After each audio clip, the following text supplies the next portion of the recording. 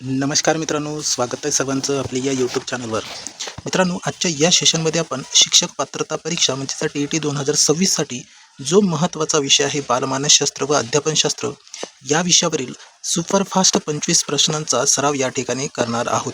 अतिशय महत्त्वाचे प्रश्न आपण या ठिकाणी स्पष्टीकरणासह या ठिकाणी घेऊन आलेलो आहोत. शेवटच्या दिवसामध्ये फक्त PYQच सोडवणं हे गरजेचं आहे. व्हिडिओ शेवटपर्यंत बघा, महत्त्वाचा सेशन आपल्यासाठी या ठिकाणी ठरणार आहेत. शेवटची संधी म्हणून तयारी जर केली तर मित्रांनो तुम्ही TET परीक्षा इझिली क्वालिफाय करू शकता. ठीक आहे, तर आपण आपल्या सेशनकडे वळूया. मित्रांनो, आपण या ठिकाणी रिव्हिजन म्हणून प्रश्न व त्यावरचे स्पष्टीकरण या ठिकाणी घेऊन आलेलो आहोत. बघा, आजचा हा भाग 2 असणार आहे. 26 ते 50 पर्यंतचे प्रश्न आपण या ठिकाणी बघणार आहोत. यापूर्वीचे प्रश्न 1 ते 25 पर्यंत आपण घेतले होते. ते जर व्हिडिओ तुम्ही बघितला नसेल तर आपल्या चॅनलमध्ये अवेलेबल आहे, त्या ठिकाणी बघू शकता. ठीक आहे, बघा प्रश्न क्रमांक 26 नंबरचा काय दिलेला आहे. आर्मस्ट्रॉंग यांनी मांडलेल्या स्व-अध्ययन ह्युरिस्टिक पद्धतीचा मूळ उगम कोणत्या ग्रीक शब्दापासून झाला आहे आणि त्याचा अर्थ काय, असा प्रश्न आपल्याला या ठिकाणी केलेला आहे. मित्रांनो, या प्रश्नाचं आपल्याला करेक्ट उत्तर पर्याय बी मध्ये पाहायला मिळतोय. ह्युरिस्को मी शोधून काढतो. बघा, पर्याय बी आपल्या प्रश्नाचं उत्तर आहे. ओके, मग आता ह्युरिस्को म्हणजे काय आणि या ठिकाणी आपल्याला प्रश्न विचारलेला आहे स्व-अध्ययन म्हणजे काय ते आपण स्पष्टीकरणामध्ये क्लिअर करूया. बघा काय दिलंय. ह्युरिस्टिक हा शब्द ग्रीक शब्द असून ह्युरिस्केवरून आलेला आहे. याचा अर्थ असा होतो की आय फाइंड आउट म्हणजेच मी शोधतो. काय आहे? I find out. हे आपल्याला या ठिकाणी आय फाइंड आउट म्हणजेच मी शोधतो असा होतो. या पद्धतीचा गाभाच विद्यार्थ्याला स्वतः शोध घेण्यास प्रवृत्त करणे हा आहे. क्लिअर झालं? महत्त्वाचा पॉईंट आहे, लक्षात ठेवा. याच्यानंतर पुढचा प्रश्न आपण या ठिकाणी प्रश्न आणि उत्तर सोबतच विश्लेषण घेऊन आलेलो आहोत. मित्रांनो, तुम्हाला जर ही PDF हवी असेल तर आपला टेलिग्राम ग्रुप जॉईन करायचा आहे. त्याची लिंक मी व्हिडिओच्या डिस्क्रिप्शन बॉक्समध्ये दिलेली आहे. त्यामध्ये तुम्हाला ही PDF मिळून जाईल मित्रांनो. ठीक आहे, त्यासाठी आपला टेलिग्राम ग्रुप जॉईन करा आणि सोबतच तुम्ही आपल्या चॅनलवरती नवीन असाल तर मित्रांनो आपल्या चॅनलला सबस्क्राईब करायचं आहे. ठीक आहे, तुम्हाला दररोज अशाच पद्धतीने आपल्या या चॅनलवरती शिकायला मिळणार आहेत. याच्यानंतर पुढचा प्रश्न क्रमांक 27 बघा काय दिले. मूल्यमापनाच्या प्रक्रियेमध्ये प्रामुख्याने अध्ययनाचे मूल्यमापन म्हणजे असेसमेंट ऑफ अ लर्निंग कोणत्या प्रकारच्या चाचणीद्वारे केला जातो? मित्रांनो, या प्रश्नाचं उत्तर पर्याय बी मध्ये पाहायला मिळतोय. संकलित मूल्यमापन यालाच आपण सबमिटिव्ह असेसमेंट असे म्हणतोय. ओके, मग आता स्पष्टीकरणामध्ये काय दिलंय बघा. संकलित मूल्यमापन हे सामान्यतः सत्राच्या किंवा वर्षाच्या शेवटी घेतले जाते. उदाहरणार्थ वार्षिक परीक्षा याला अध्ययनाचे मूल्यमापन असे म्हणतात. तर रोजच्या वर्ग अध्यापनात होणाऱ्या आकरिक मूल्यमापनाला अध्ययनासाठीचे मूल्यमापन म्हणजे असेसमेंट फॉर लर्निंग असे म्हणतात. आता तुमचे या ठिकाणी सर्व डाऊट क्लिअर झाले असतील मित्रांनो. Assessment of learning, assessment for learning म्हणजे काय आणि संकलित मूल्यमापन म्हणजे सबमिटिव्ह असेसमेंट म्हणजे काय हे तुम्हाला या ठिकाणी समजलं असेल. ठीक आहे, आता याच्यानंतर आपण पुढचा प्रश्न बघूया. प्रश्न क्रमांक 28 नंबरचा बघा काय दिले. जर एखादा विद्यार्थी परीक्षेच्या वेळी उत्तर आठवण्याचा प्रयत्न करत असेल तर त्याला ते वेळेवर आठवत नसेल तर स्मृतीच्या म्हणजे मेमरीच्या तो कोणत्या टप्प्यात बिघाड झाला आहे, असा प्रश्न केला आहे. मित्रांनो, या प्रश्नाचं उत्तर पर्याय क मध्ये दिलेलं आहे. प्रत्यावहन किंवा पुनर्प्राप्ती यालाच रिट्रायवल असे म्हणतोय. ओके, मग यावरची आपल्याला जेवढे काही डाऊट आहे ती स्पष्टीकरणामध्ये क्लिअर करायचं आहे. बघा, माहिती मेंदूत व्यवस्थित साठवलेली असते, याला स्टोरेज म्हणतोय आपण. पण वेळेवर ती बाहेर काढण्यात अडचण येणे म्हणजेच पुनर्प्राप्ती किंवा प्रत्यावहन याला रिट्रायवल प्रक्रियेचा तात्पुरता अडथळा येणे होय. यालाच आपण ऐन वेळी न आठवणे असे पण म्हणत असतोय. ओके, आता तुमचे सर्व डाऊट या ठिकाणी क्लिअर झाले असतील. मित्रांनो, आपण समोरचा प्रश्न बघूया. प्रश्न क्रमांक 29 नंबरचा बघा काय दिले. प्रश्न असा केलेला आहे की गणिताचे शिक्षक वर्गात आधी वर्तुळाचे क्षेत्रफळ बरोबर पाय आरचा वर्ग हे सूत्र फळ्यावर लिहितात आणि नंतर त्यावर आधारित उदाहरणे सोडून घेतात. शिक्षक अध्यापनाची कोणती पद्धत वापरत आहेत? बघा, IMP प्रश्न आहे मित्रांनो. असेच प्रश्न परीक्षेला विचारले जातात. ओके, आता ह्या प्रश्नाचं उत्तर आपल्याला पर्याय बी मध्ये पाहायला मिळतोय की अवगामी किंवा निगमनात्मक पद्धत याला डिडक्टिव्ह मेथड असे म्हणतोय. ओके, मी तुम्हाला अध्ययनाची 2 पद्धती सांगितलेली आहेत. पहिली आहे इंडक्टिव्ह मेथड आणि दुसरी आहे डिडक्टिव्ह मेथड. ओके, मग त्यापैकी हा जो प्रश्न आहे हा निगमनात्मक पद्धतीचा प्रश्न आहे. ओके, मग यामध्ये स्पष्टीकरणात बघायचं आपल्याला की आधी नियम, सिद्धांत किंवा गणितीय सूत्रे सांगणे आणि नंतर ते स्पष्ट करण्यासाठी उदाहरणांकडे जाणे म्हणजेच नियमाकडून उदाहरणाकडे हा प्रवास करणे ही अवगामी म्हणजे डिडक्टिव्ह पद्धत आहे. क्लिअर झालं? महत्त्वाचे पॉईंट आहे मित्रांनो, लक्षात ठेवा. याच्यानंतर आपण पुढचा प्रश्न बघूया. प्रश्न क्रमांक 30 नंबरचा बघा काय दिले. प्रश्न असा केले की एखादा विद्यार्थी लिहित असताना अक्षरे उलटी काढतो, जसे की उदाहरणार्थ B ऐवजी D किंवा P ऐवजी Q लिहिणे, तर तो खालीलपैकी कोणत्या प्रामुख्याने वाचन लेखन विषयक अक्षमतेचे ग्रस्त असू शकतो? मित्रांनो, हा पण महत्त्वाचा प्रश्न आहे. ओके, मग या प्रश्नाचं उत्तर आहे डिस्लेक्शिया, पर्याय बी मध्ये दिलेलं आहे. ओके, मग आता यावरचे आपले जेवढे काही डाऊट आहे ते आपण स्पष्टीकरणामध्ये क्लिअर करूया. डिस्लेक्शिया हा प्रामुख्याने वाचनाशी संबंधित असला तरी अक्षरांचे आरशातील प्रतिबिंब म्हणजे मिरर इमेज दिसणे किंवा अक्षरे उलटी वाचणे व लिहिणे हा सुद्धा याचा अध्ययनातील अक्षमतेचा म्हणजे लर्निंग डिसॅबिलिटीचा एक भाग आहे. ओके, तुमचे सर्व डाऊट क्लिअर झाले असतील मित्रांनो आता. ठीक आहे, आता याच्यानंतर आपण पुढचा प्रश्न बघूया. हे सुपरफास्ट रिव्हिजन आहे मित्रांनो, तुम्हाला रिव्हिजन करणं हे खूप गरजेचं आहे. ओके, म्हणजे यामध्ये ऑल सिलेबसवरती तुम्हाला प्रश्न पाहायला मिळतात मित्रांनो. ठीक आहे, त्यासाठी व्हिडिओ शेवटपर्यंत बघायचा आहे. आणि तुम्ही आपल्या चॅनलला अजूनही सबस्क्राईब केलं नसेल तर चॅनलला सबस्क्राईब करा. व्हिडिओ आवडल्यास व्हिडिओला लाईक करायचं आहे मित्रांनो. ठीक आहे, समोरचा प्रश्न क्रमांक 31 बघा काय दिले. सायकल चालवणाऱ्या व्यक्तीला स्कूटर चालवायला शिकताना सोपी जाणे हे अध्ययन संक्रमणाच्या म्हणजे ट्रान्सफर ऑफ अ लर्निंग कोणत्या प्रकारात मोडते असा प्रश्न केलेला आहे. मित्रांनो, या प्रश्नाचं उत्तर पर्याय क मध्ये पाहायला मिळतोय सकारात्मक संक्रमण, यालाच पॉझिटिव्ह ट्रान्सफर असे सुद्धा आपण म्हणतोय. मग तुमचे सर्व डाऊट आपण या ठिकाणी स्पष्टीकरणामध्ये बघूया. जेव्हा एका परिस्थितीत शिकलेले पूर्वज्ञान किंवा कौशल्य दुसऱ्या नवीन परिस्थितीतील कौशल्यात आत्मसात करताना मदत करते तेव्हा त्याला सकारात्मक किंवा विधायक अध्ययन संक्रमण असे म्हणतात. समजलंय मित्रांनो. ठीक आहे, चला समोरचा प्रश्न बघूया. प्रश्न क्रमांक 32 नंबरचा बघा काय दिले. हर्बार्ट यांच्या पंचपदी अध्यापन पद्धतीमधील तयारी म्हणजे प्रिपरेशन, इंट्रोडक्शन नंतर येणारी दुसरी अत्यंत महत्त्वाची पायरी कोणती? मित्रांनो, या प्रश्नाचं उत्तर आपल्याला पर्याय बी मध्ये पाहायला मिळतोय विषय प्रतिपादन किंवा प्रस्तुती, यालाच प्रेझेंटेशन असे म्हणतोय. ओके, मग आता आपल्याला या ठिकाणी स्पष्टीकरणामध्ये काय दिले बघा. हर्बार्ट यांच्या पंचपदी अचूक शास्त्रीय क्रम काय आहे, तर पहिली आहे पूर्वतयारी किंवा प्रस्तावना, त्याच्यानंतरची दुसरी पायरी आहे विषय प्रतिपादन, त्याच्यानंतर ती तिसरी पायरी आहे तुलना किंवा सामर्थ्य, आणि चौथी पायरी आहे मित्रांनो सामान्यीकरण, आणि शेवटची पायरी आहे उपायोजन असं आहे. यामुळे प्रस्तावनेनंतर थेट विषय प्रतिपादन येते. हे हर्बार्टचे जे पंचपदी अचूक क्रम आहे ते तुम्हाला लक्षात ठेवायचं आहे. ठीक आहे, याच्यावरती प्रश्न परीक्षेला येऊ शकतो मित्रांनो. याच्यानंतर आपण समोरच्या प्रश्नाकडे वळूया. प्रश्न क्रमांक 33 नंबरचा बघा काय दिले. महत्त्वाचा प्रश्न आहे. वर्गखोलीत अत्यंत गोंधळ घालणाऱ्या विद्यार्थ्याला शिक्षकांनी वर्गाबाहेर काढले जेणेकरून वर्गातील इतर मुले शांतपणे शिकू शकतील. इथे शिक्षकांनी वर्गातील शांतता वाढवण्यासाठी कोणत्या तत्वाचा वापर केला आहे? मित्रांनो, या प्रश्नाचं उत्तर आपल्याला पर्याय बी मध्ये दिले नकारात्मक प्रबलन म्हणजे निगेटिव्ह रेन्फोर्समेंटचा या तत्वाचा शिक्षकांनी वापर केलाय. मग का केलंय तर या ठिकाणी स्पष्टीकरणामध्ये बघायचं आहे की वर्गातील अध्ययनाची इष्ट वर्तन म्हणजे शांतता व लक्ष वाढवण्यासाठी गोंधळ नावाची नकारात्मक व त्रासदायक उद्दीपक तात्पुरते बाजूला करणे म्हणजेच नकारात्मक प्रबलन होय.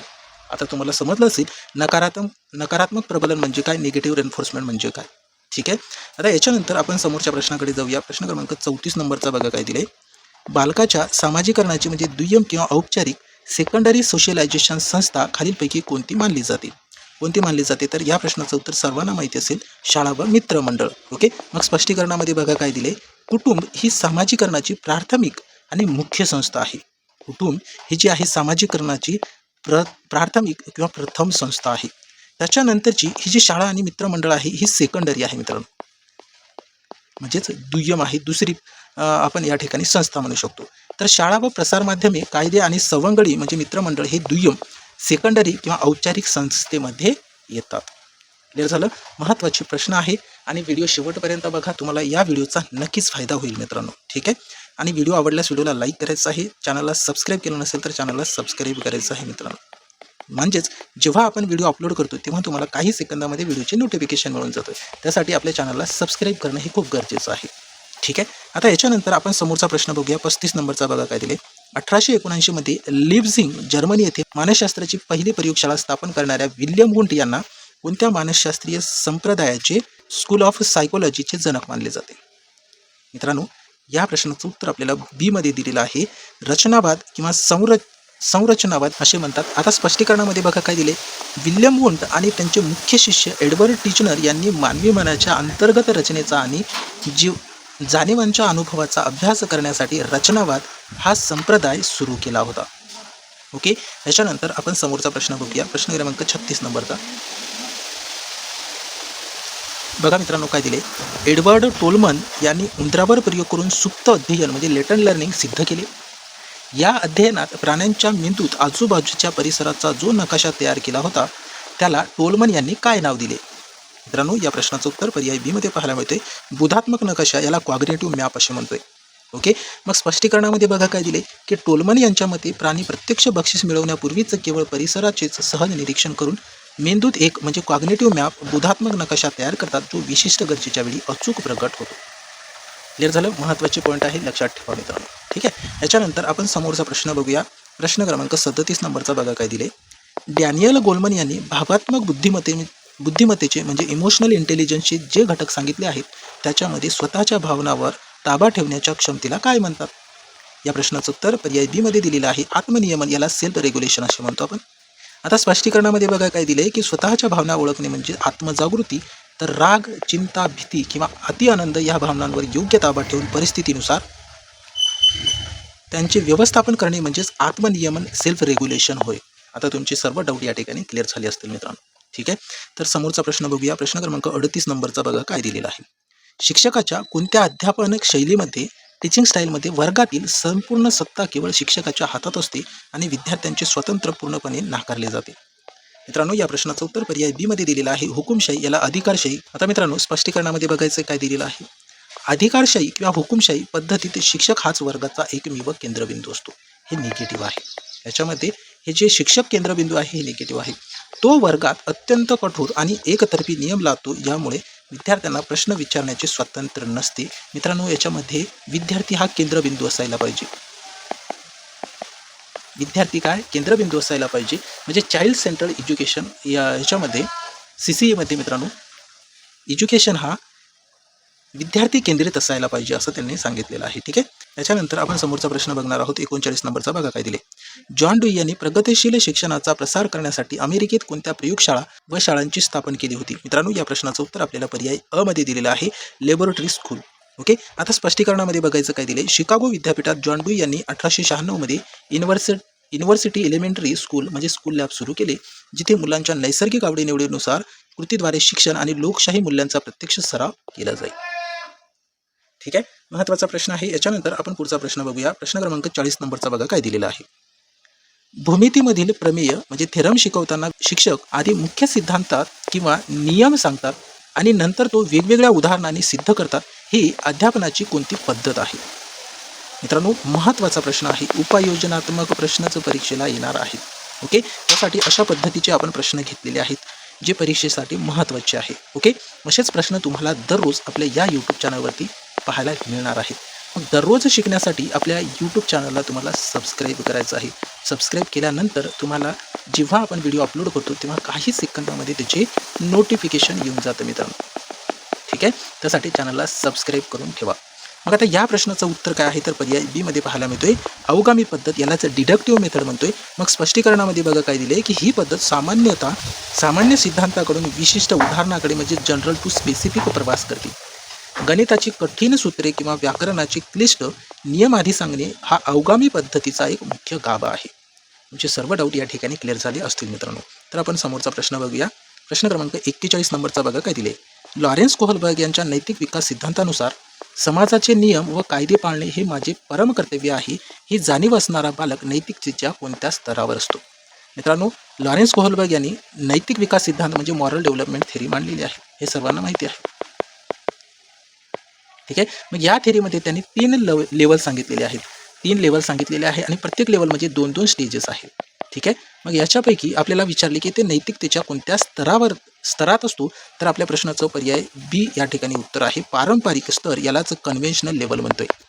मग यावरची महत्त्वाची आपल्याला या ठिकाणी डाऊट स्पष्टीकरणामध्ये क्लिअर करायचं आहे. बघा, पारंपरिक स्तरात विशेषतः 4थ्या टप्प्यात कायदा आणि सुव्यवस्था अभिमुखता मूल सामाजिक नियम आणि कायदे जसेच्या तसे पाळण्यावर प्रचंड भर देते, कारण त्याला समाजमान्य वर्तन करायचे असते. ठीक आहे. महत्त्वाचा प्रश्न आहे आणि या लॉरेन्स कोहलबर्गच्या थेरीवरती एक तरी प्रश्न परीक्षेला 100% येणार मित्रांनो. ठीक आहे. मी तुम्हाला आत्ता सांगितले की त्यांनी 3 स्तर सांगितलेले आहेत, 3 लेवल सांगितलेले आहे. मग ते 3 लेवल कोणकोणते आहेत तर ते 3 लेवल आहे मित्रांनो. पहिली लेवल आहे पूर्व पारंपरिक, याला प्री कन्व्हेन्शनल लेवल म्हणतोय. त्याच्यानंतरची लेवल आहे पारंपरिक स्तर, याला कन्व्हेन्शनल लेवल म्हणतोय.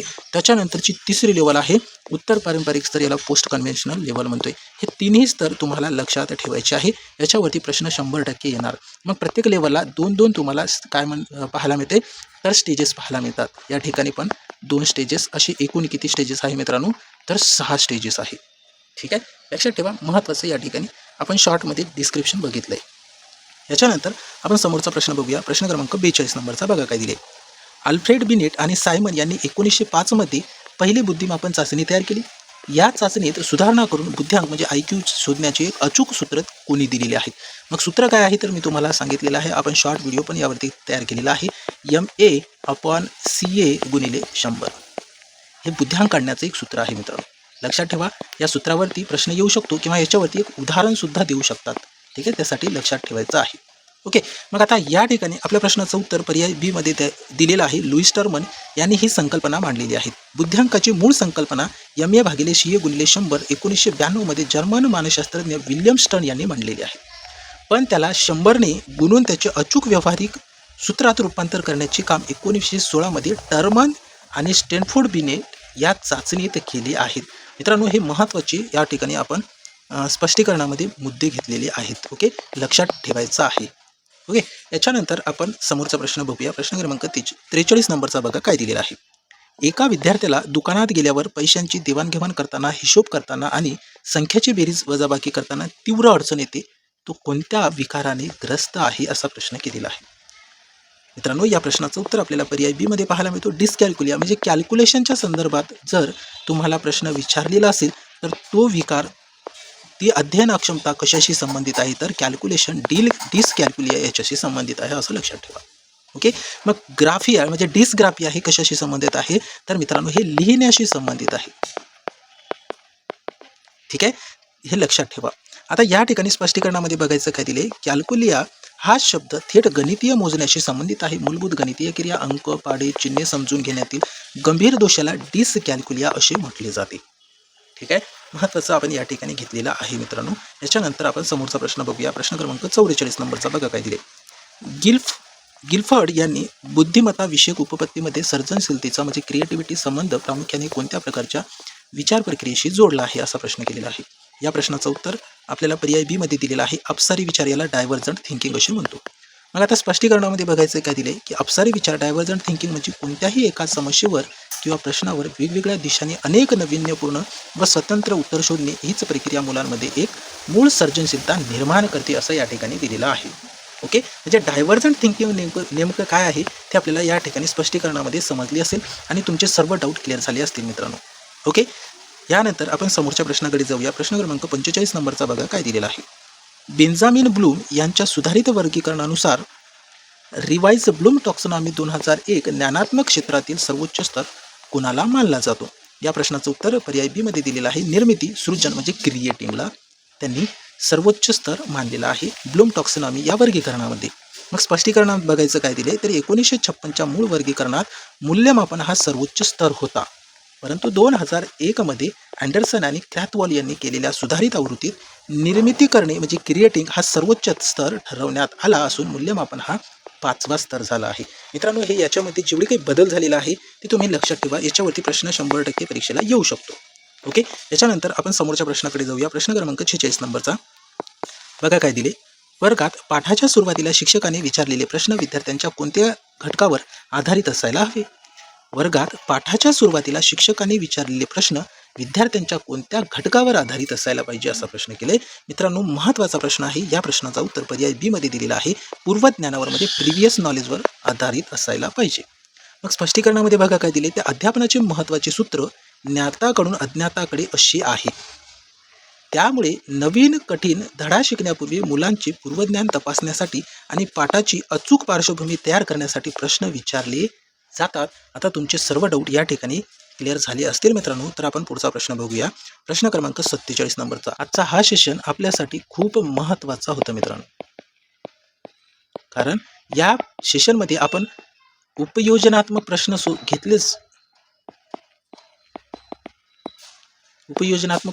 घेतले सोबतच मित्रांनो आपण स्पष्टीकरण सुद्धा दिलेलं आहे.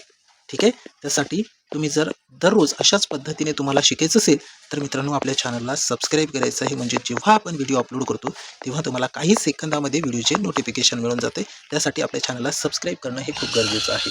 ओके, आता बघा या ठिकाणी प्रश्न काय दिले. प्रश्न क्रमांक 47 नंबरचा काय आहे तर लेव वायगोस्की यांच्या सामाजिक सांस्कृतिक सिद्धांतानुसार म्हणजे लेव वायगोस्कीने कोणता सिद्धांत मांडला ते सामाजिक सांस्कृतिक सिद्धांत, याला सोशिओ कल्चरल थेरी असे म्हणतो आपण. बालक स्वतःच्या क्षमतेने जे करू शकतो आणि इतरांच्या क्षमतेने जे साध्य करू शकतो यामधील अंतराला काय म्हणतात, तर यामधील अंतराला झेडपीडी म्हणतात, झोन ऑफ प्रॉक्सिमल डेव्हलपमेंट असे म्हणतात मित्रांनो. ओके, पर्याय बी मध्ये आपल्या प्रश्नाचं उत्तर आहे समीपस्थ विकासाचे क्षेत्र म्हणजेच झेडपीडी, झोन ऑफ प्रॉक्सिमल डेव्हलपमेंट. मग हे काय आहे तर बघा स्पष्टीकरणामध्ये, तर मुलाची सद्य पातळी व प्रौढांगाच्या मदतीने गाठता येणारी संभाव्य पातळी यामधील क्षेत्राला झोन ऑफ प्रॉक्सिमल डेव्हलपमेंट म्हणजे झेडपीडी म्हणतात. या क्षेत्रात दिली जाणारी तात्पुरती मदत म्हणजे स्कॅफोल्डिंग होय. क्लिअर झालं. महत्त्वाचे मुद्दे आपण या ठिकाणी घेतलेले आहेत आणि शॉर्ट स्पष्टीकरण आहे परंतु महत्त्वाचं आहे. ठीक आहे. याच्यानंतर समोरचा प्रश्न क्रमांक 48 बघा काय दिले. एरिक एरिक्सन यांच्या मनोसामाजिक विकास सिद्धांतानुसार एरिक एरिक्सनने कोणता सिद्धांत मांडला तर मनोसामाजिक विकास सिद्धांत मांडलाय.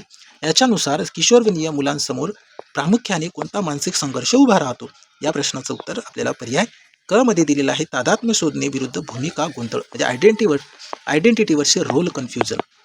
ओके, आता स्पष्टीकरणामध्ये बघा काय दिले तर 12 ते 18 वर्ष वयोगटातील किशोरवयीन मुलांमध्ये मी कोण आहे, माझे समाजात काय स्थान व भविष्य काय आहे, हा स्वतःची ओळख किंवा तादात्म्य शोधण्याचा संघर्ष तीव्र असतो. हे महत्त्वाचं आपल्याला या ठिकाणी दिलेलं आहे. तुमचे सर्व डाऊट क्लिअर झाले असतील मित्रांनो. आपण समोरचा प्रश्न बघूया. प्रश्न क्रमांक 49 नंबरचा बघा काय दिले. लेव वायगोस्की यांच्या मते मुले जेव्हा स्वतःशीच मोठ्याने बोलून आपल्या विविध कृतीचे स्वतःचे नियंत्रण करतात तेव्हा त्या अंतर्गत संवादाला काय म्हणतात तर याला प्रायव्हेट स्पीच म्हणतो आपण, खाजगी भाषण स्वगत असे म्हणतोय. आता स्पष्टीकरणामध्ये बघा काय दिले तर याला वायगोस्की यांनी प्रायव्हेट स्पीच म्हटले. जे मुलांच्या स्वनियमासाठी सेल्फ रेग्युलेशन अत्यंत महत्त्वाचे असते. पियाजे यांनी अहम केंद्री भाषा असे म्हटलेले आहेत. जीन पियाजे यांनी यालाच काय म्हटलेलं आहे अहम केंद्री भाषा असे म्हटलेले आहेत. ओके, महत्त्वाचा प्रश्न आहे मित्रांनो, लक्षात ठेवायचा आपल्याला. याच्यानंतर आजच्या सेशनचा हा शेवटचा प्रश्न 50 नंबरचा बघा काय दिले. हॉवर्ड गार्डनर यांच्या बहुविध बुद्धिमत्ता म्हणजे हॉवर्ड गार्डनर यांनी बहुविध बुद्धिमत्ता मल्टिपल इंटेलिजन्स थेरी मांडली. स्वतःच्या बलस्थानाची, भावनांची आणि उणीवांची अचूक जाणीव असणाऱ्या व्यक्तीकडे कोणती बुद्धिमत्ता असते असा प्रश्न आपल्याला या ठिकाणी विचारलेला आहे. मित्रांनो, या प्रश्नाचं उत्तर पर्याय बी मध्ये दिलेलं आहे आंतरवैयक्तिक बुद्धिमत्ता, याला इंट्रापर्सनल इंटेलिजन्स असे म्हणतो आपण. ओके, मग स्पष्टीकरणामध्ये बघा काय दिले तर इंट्रापर्सनल बुद्धिमत्ता म्हणजे स्वतःच्या अंतर्मनाची, सुप्त भावनांची आणि बलस्थानांचा सखोल अभ्यास करण्याची क्षमता म्हणजेच इंट्रापर्सनल होय. या उलट दुसऱ्याच्या भावना ओळखणे म्हणजेच काय तर इंटरपर्सनल आंतरवैयक्तिक बुद्धिमत्ता होय. हे दोन्ही प्रकार आपल्याला या ठिकाणी स्पष्टीकरणामध्ये दिलेलं आहे मित्रांनो. ठीक आहे, इंटरपर्सनल आणि इंट्रापर्सनल हे वेगवेगळे बुद्धिमत्तेचे प्रकार आहेत. ठीक आहे, महत्त्वाचा प्रश्न होता, लक्षात ठेवा मित्रांनो. तुम्हाला 25 प्रश्नापैकी किती प्रश्नांचे अचूक उत्तर देता आले ते कमेंट बॉक्समध्ये मेसेज करून सांगायचं आहे. सोबतच व्हिडिओ कसा वाटला त्याची प्रतिक्रियासुद्धा तुम्हाला आपल्या या कमेंट बॉक्समध्ये द्यायची आहे. व्हिडिओ आवडल्यास व्हिडिओला लाईक करायचा आहे, व्हिडिओची लिंक मित्रांपर्यंत शेअर करायचं आहे. आणि मित्रांनो, तुम्हाला जर दररोज अशाच पद्धतीने सखोल विश्लेषणासह आणि IMP प्रश्नाची जर तुम्हाला रिव्हिजन करायची असेल तर आपल्या या यूट्यूब चॅनलला सबस्क्राईब करायचं आहे. म्हणजे जेव्हा आपण व्हिडिओ अपलोड करतोय तेव्हा काही सेकंदामध्ये तुम्हाला व्हिडिओचे नोटिफिकेशन मित्रांनो या ठिकाणी मिळून जातं आहे. ओके, त्यासाठी आपल्या चॅनलला सबस्क्राईब करून ठेवा. महत्त्वाचे प्रश्नच आपण या ठिकाणी दररोज घेऊन येणार आहोत. मित्रांनो, आजच्या या सेशनमध्ये एवढंच. भेटूया समोरच्या सेशनमध्ये. Thank you so much.